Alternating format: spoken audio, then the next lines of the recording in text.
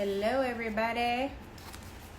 We have a very, very special guest today, Congresswoman Ilhan Omar. Let me get my other phone 1 second. Make sure I'm on top of my stuff. And, yes, let's go here. Well, she hasn't joined us yet, but Congresswoman Ilhan Omar will be joining us today. This is another special edition of Meet the Candidates. She is a first-term Congresswoman who has been phenomenal. She is a member of what we call the squad. We know we are all squad out here in these streets, and was the youngest of 7 siblings born in Somalia in 1981. She's incredibly dope. She's doing some great things. I know she's joined us, so I'm going to bring her in now so you all can hear from this awesome all-star Congresswoman Ilhan Omar. There she is. Let me try to do it this way.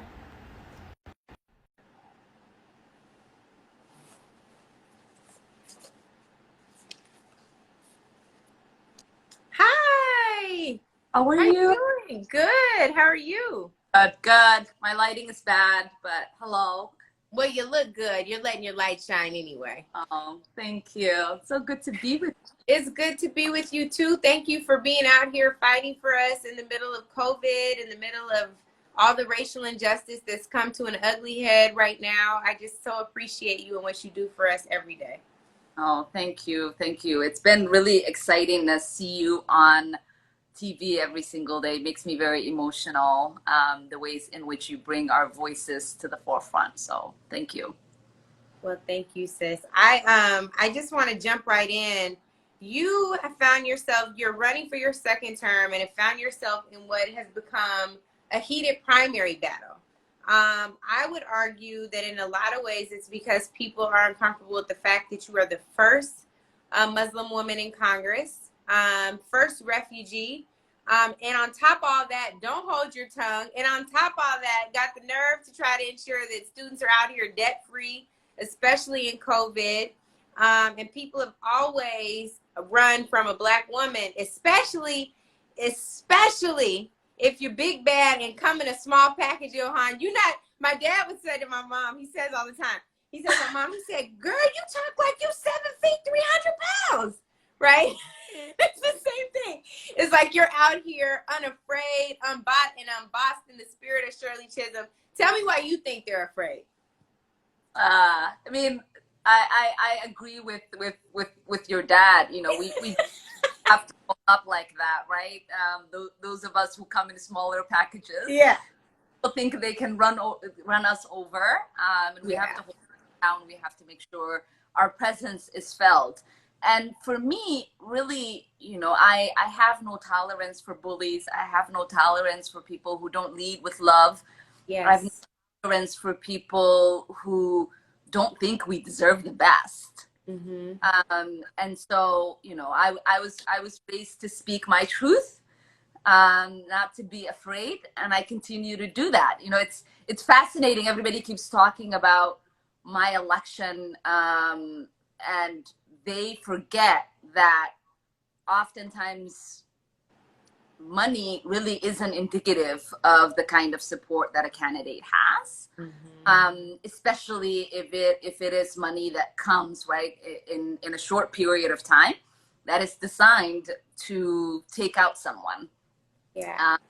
You know, my predecessor, who you worked with quite a lot, Keith Ellison, talks about, you know, what it means to be a grassroots candidate, what it means to be, you know, someone who's rooted in community, and what it means to earn honest support.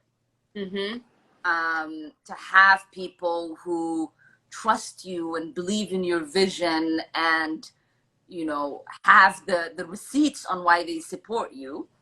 And the difference that exists is for people who just roll up one day, big bags of cash, exactly, who have no track record of why that is happening.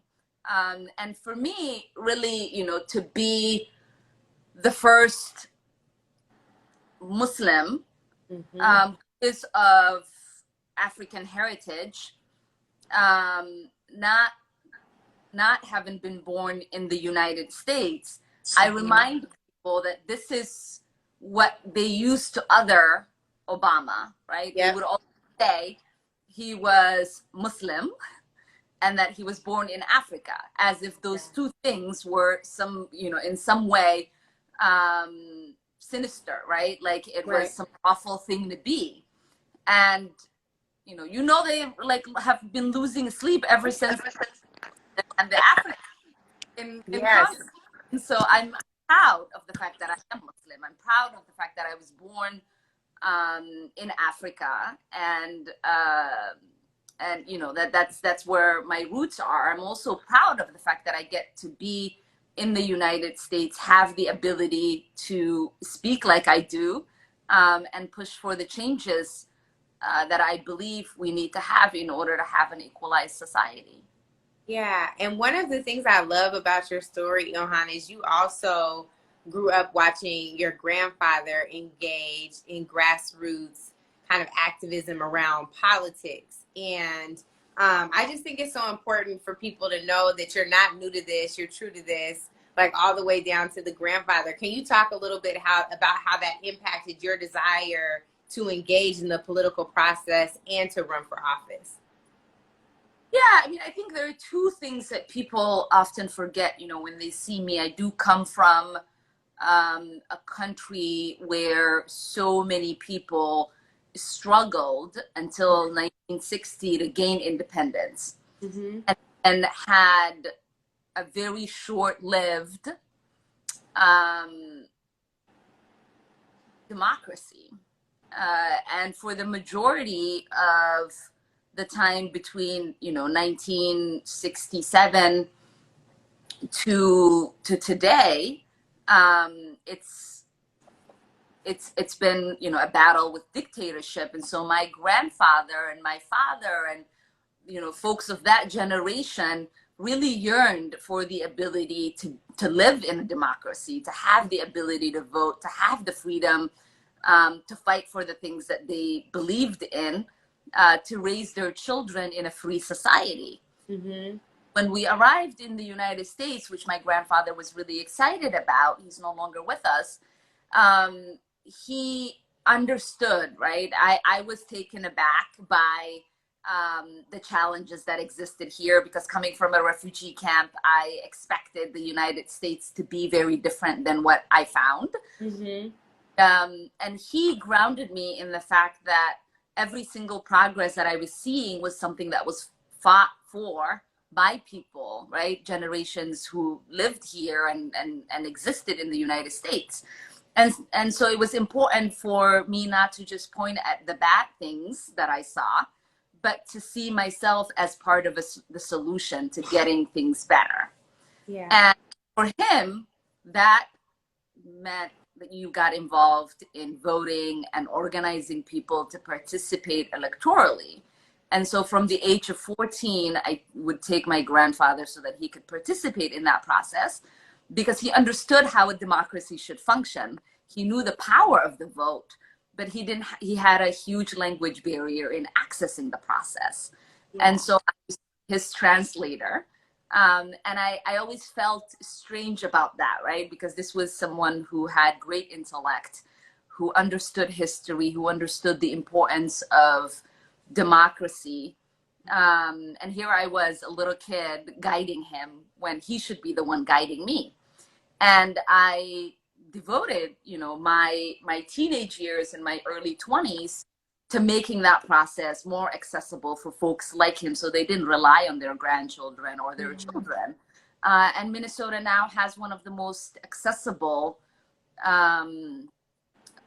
voting processes, where things are translated in multiple languages, where there are judges, election judges, and folks who help out with elections who speak, different languages.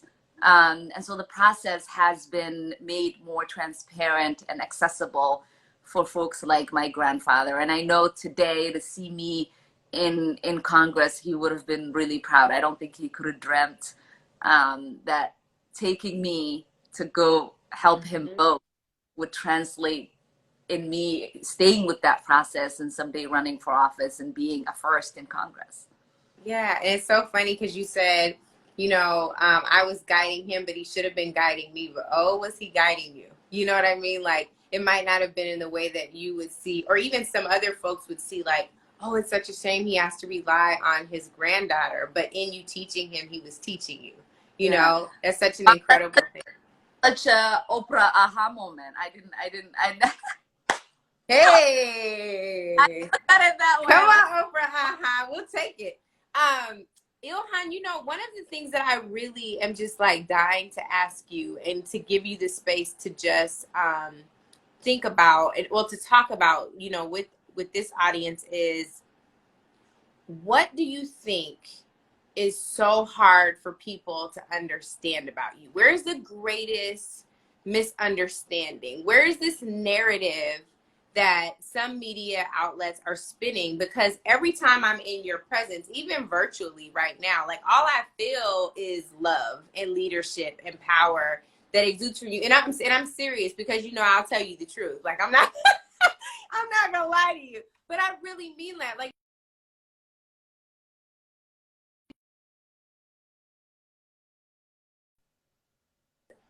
the devil. We in the middle of this good conversation and the phone rings. Anyway, but I'm saying, like, whether it's, the panel for Essence in New Orleans, or it's, being on stage at that. It was so fun. The Washington Convention Center, where it was all you guys for the squad, all these powerful ladies. And even if it's on text message, if it's seeing you in the hall, if it's, Young, Gifted, and Broke, where you're talking about everything you're doing to ensure that students who are carrying debt and graduates who are carrying debt, you're just trying to ensure equity for folks. And instead of me answering the question, I want to yield to you to talk about where you think the misunderstanding comes from. Like, what is it?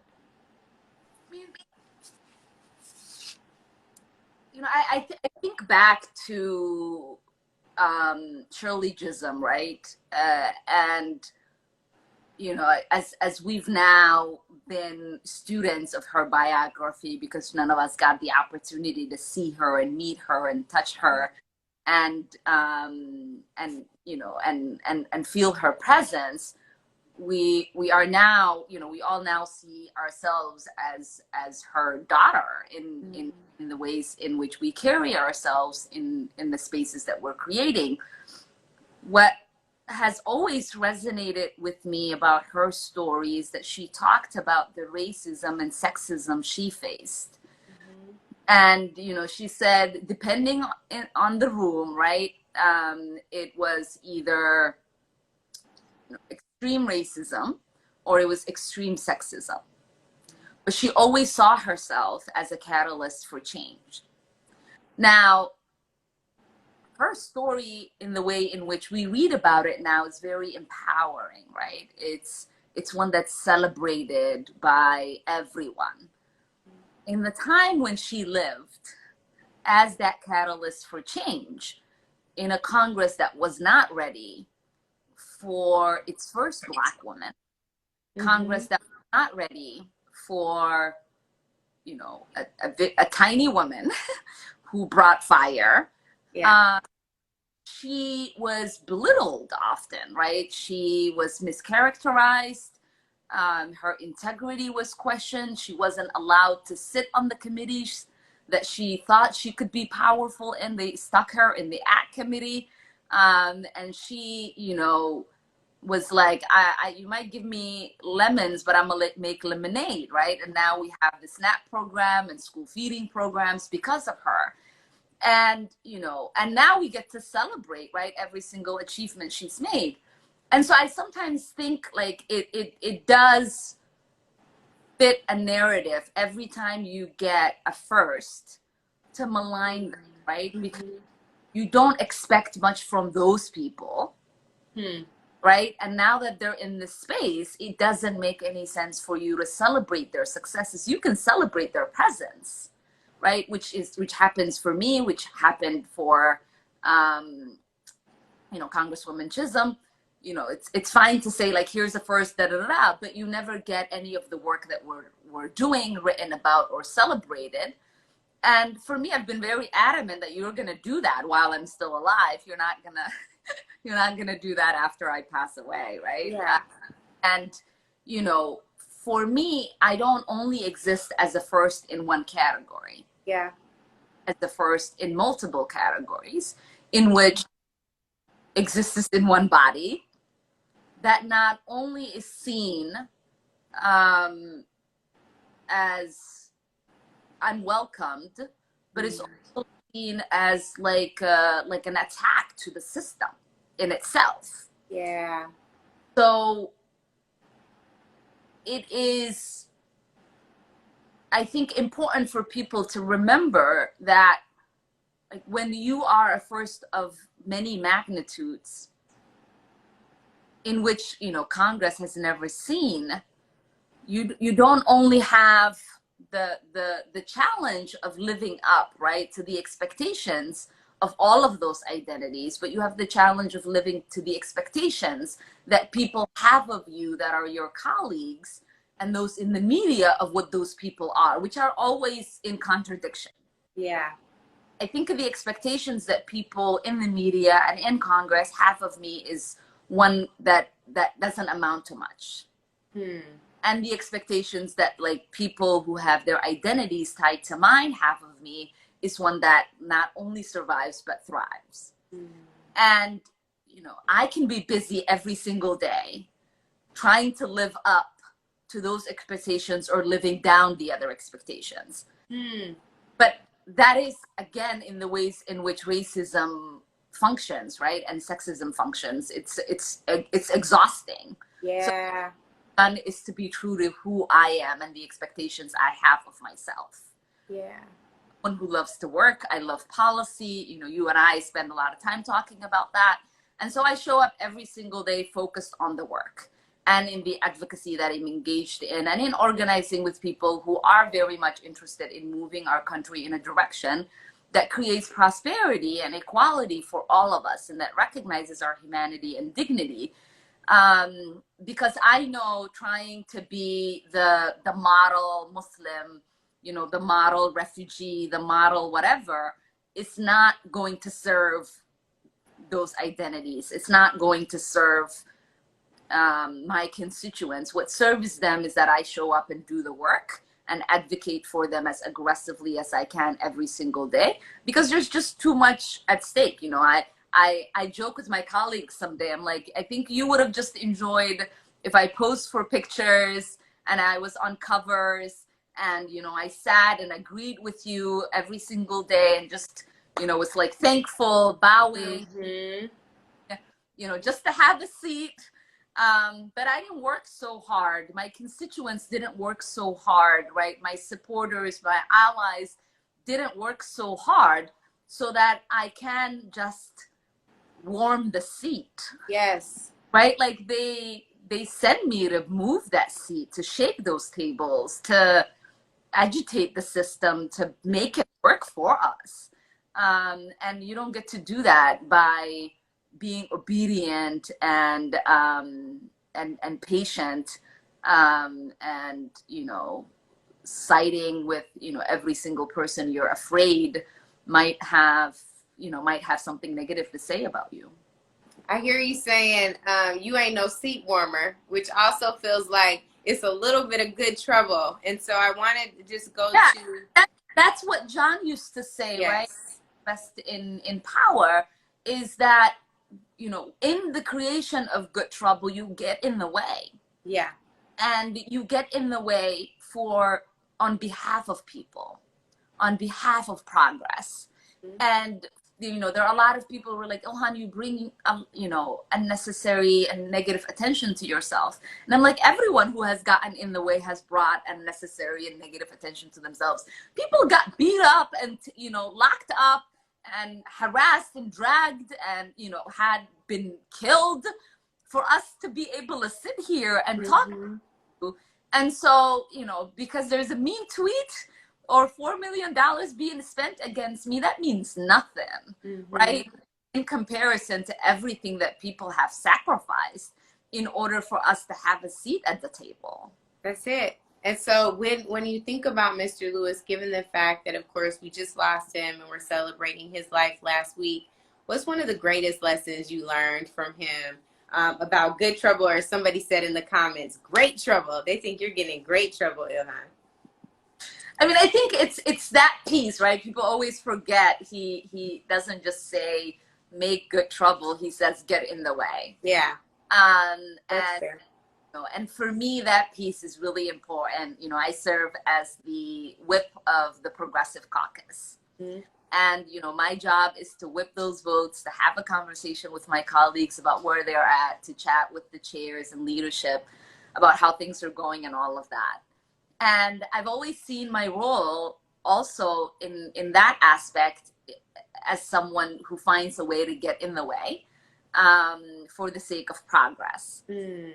That in almost every single legislation that passes, you know, through the House, we get in the way of whatever the agenda is to try to make sure our progressive voices are part of that agenda, and that we are always functioning in a way that centers the people in that conversation, because, you know, for God's sake, it's the people's house. Yeah, it is. Centered for the people. And I think, you know, he said something to me. I got in some trouble, you know, like my second month or something in Congress.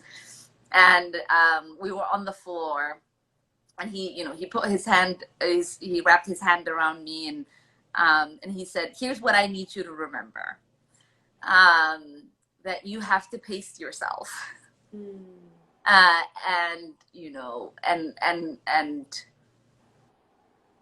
preserve some energy for the fight tomorrow. And I said, okay.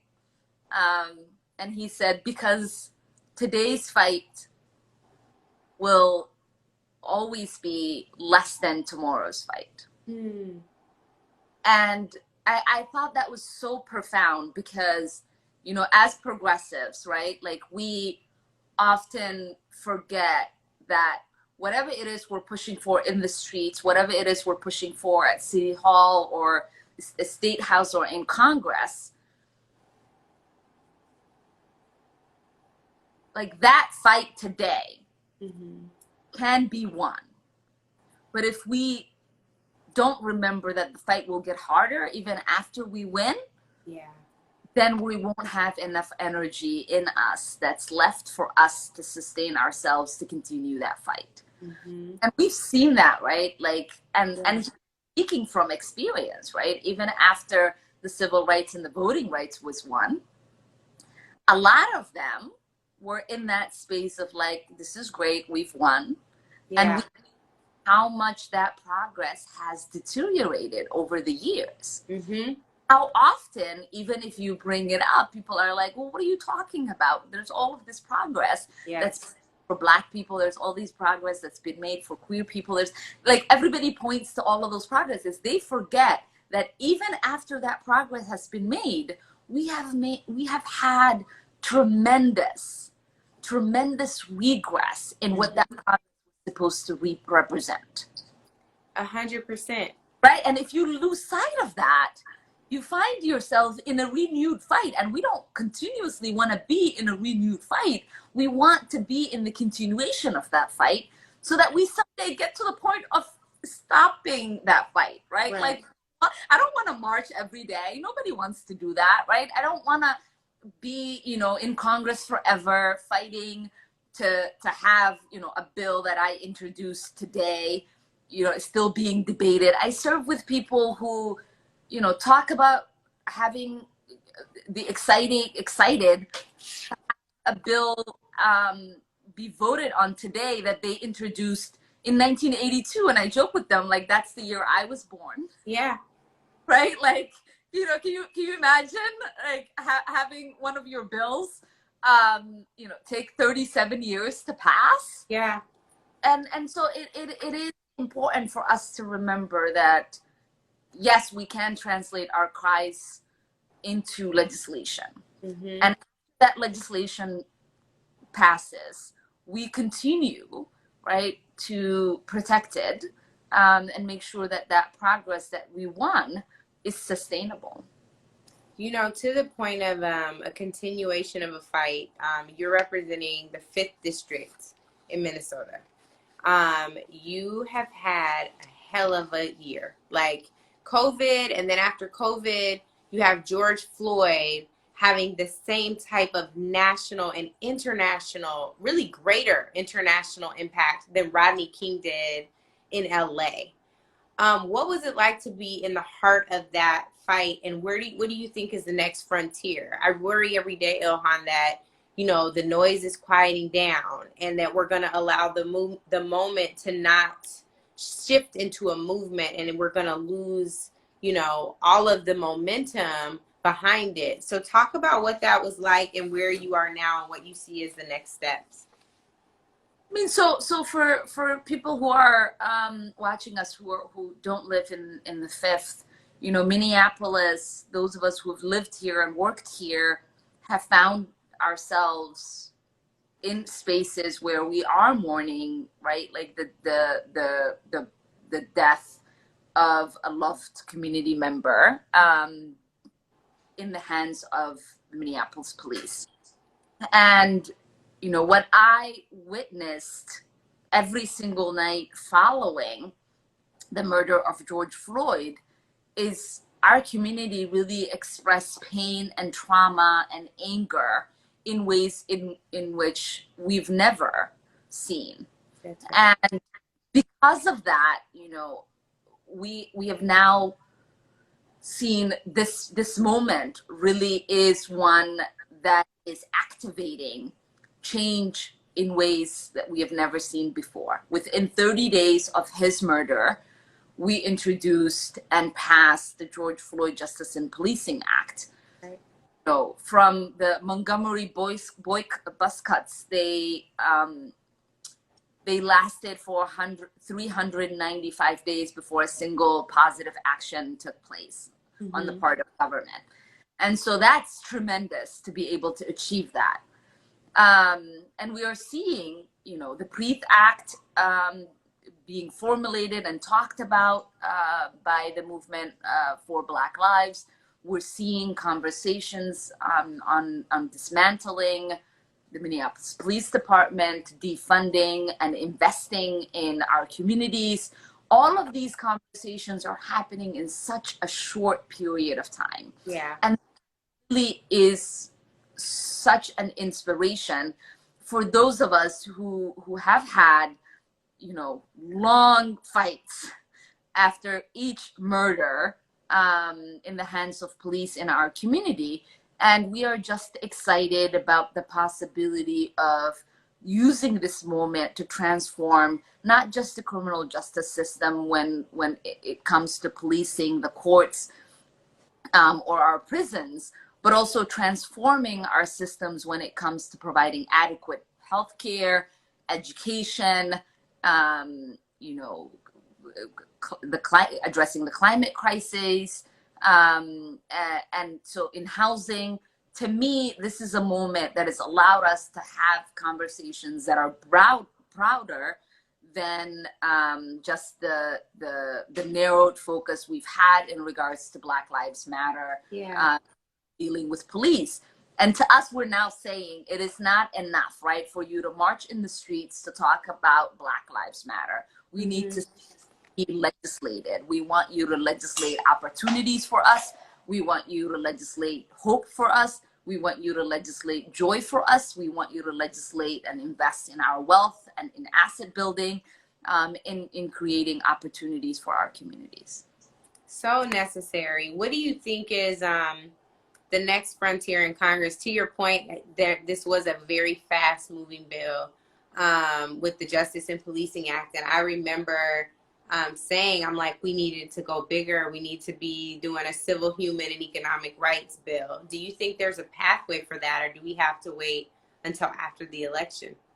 Yeah, so we recently, as the Congressional Black Caucus, right after the George Floyd Justice and Policing Act passed, held a press conference, and we talked about you know, what each member of the Congressional Black Caucus has put forth in that agenda of creating proper investment in Black communities. Yeah.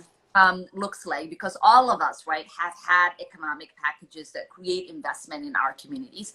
All of us have had, you know, social justice packages that address the social neglect in our communities. And so this is an opportunity for all of us to say, here is, right, the 100 bills, the, you know, 150 bills that goes into this package. And we want all of these policies not only passed out of committees, but passed out of the floor, because again, we are no longer satisfied with just talking about the recognition of Black lives. We want Black Lives Matter legislated, and that the kind of economic and social neglect that our communities have faced for decades is what has led to these murders in the hands of police officers. It's what's led to the disproportional impact the Black community is dealing with in regards to COVID-19, which, you know, I lost my father to. And, you know, the disproportionate impact of the financial crisis is also being felt by us. We are mostly essential workers. Yeah. We are mostly the ones who are impacted by the housing crisis. We are mostly disproportionately impacted in the education system now, as we are debating on whether to send our kids back or not. The disparities in our communities is going to grow because so many of us do not have the resources and the ability to provide and assist our children in educating them. They were already failing, right, and falling behind in an education system that did not equally invest in their education. And now we have to worry about what it means for kids in the foster care system, what it means for kids in, you know, in the juvenile justice system, what it means for kids who live with parents who don't have proper housing, right? Who live with parents who are, you know, elderly and are frontline workers. And so this is what needs to happen in order for us to prepare ourselves and make right with our communities who have lost so many loved ones. And that needs to happen in the form of legislation. That needs to happen in the form of having, you know, direct economic investment in our community. What would you say is your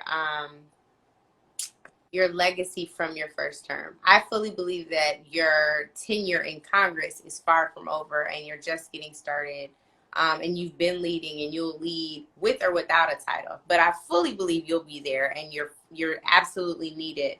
But I think it's so important to look at some of our achievements in kind of micro doses sometimes, just so we can look back and reflect. So when you look back on your first term so far, what is your legacy? What would you say? How would you describe your legacy?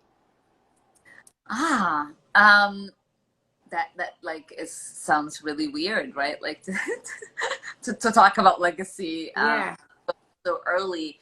But you know, we've had really incredible legislation that we've introduced that creates a vision and a path for what it means for us to have proper investment in housing. Our Homes for All package really addresses not only the shortage in housing, but the disinvestment in the creation of public housing. It addresses gentrification, which many of our communities have been dealing with. It addresses placement, which we are now recognizing as the 10 cities pop up across the country.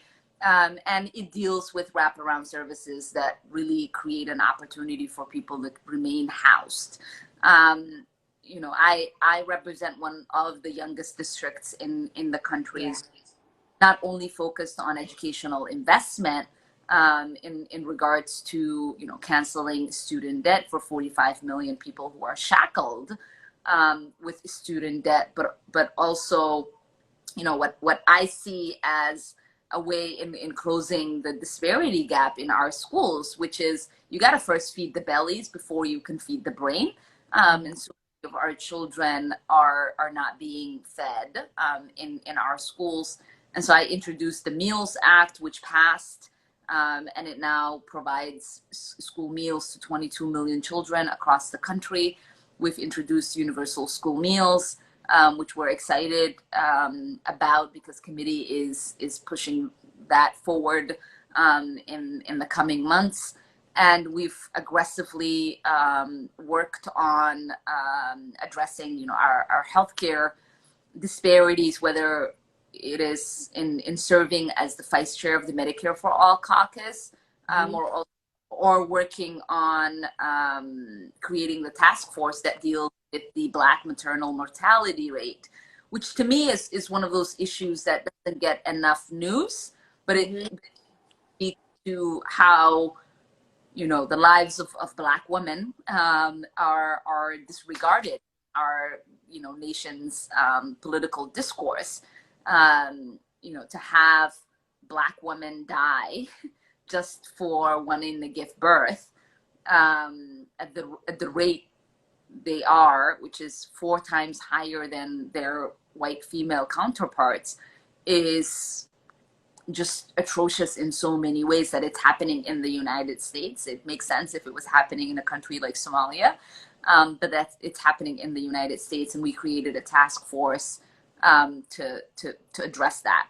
But I think, you know, one thing that I've used my lens as someone who has now lived in the United States, has been a policymaker, but also as someone who has spent, you know, 12 years looking to America, is to, you know, have the opportunity to introduce the first of its kind foreign policy, progressive foreign policy platform, which we call it the Pathway to Peace, which really creates an opportunity for our values and principles in caring about human rights, advocating for peace, using diplomacy as a guide in the way in which we carry out our foreign policy. Because to me, the reality of knowing that there's an older generation of people across the world who have had their only interactions with the United States with, you know, the Peace Corps, and have a positive, tremendous view of the United States in comparison to a younger generation of people who have only had their interactions with the United States in the way of military intervention. It's been important for me to try to find that we can create policies that bridge that gap and allow for the world to see us in the way in which we see our advocacy and diplomacy being carried out around the world. I think to our core as Americans, you know, we value volunteerism, we value service, we value peace, we value humanity. We think of ourselves as people who don't waste a second in trying to care for and give. You know, whether it's a GoFundMe account or, you know, raising awareness anytime something horrible is happening in our country or around the world, that's who we are to our core. And sometimes there's a disconnect in the way in which we interact with the rest of the world. And I offered the Pathway to Peace so that we can close that gap, because it's an important aspect for me to utilize my perspective in Congress. So the thing that I think is so important for people to know is you have had a hell of a year, you know, in all of your doing, and a hell of a term so far, but in all of your doing to be working so hard to fight against the impacts of COVID and then to lose your dad.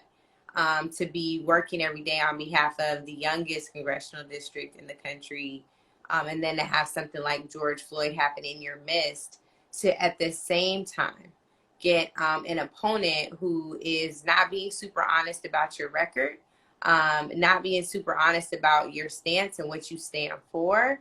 And while they're raising money for that, you're out literally in the streets raising money for the causes that affirm Black Lives Matter and close wealth gaps and close racial inequity gaps. You're still fighting. And I think, to me, Ilhan, when I consider your legacy so far, again, because I'm like, we're just getting started, I think about JL at University of Minnesota, who, you know, is bold enough as a student body president to write a letter to the school to say, we have to end our contract with the Minnesota Police Department, and everybody follows suit.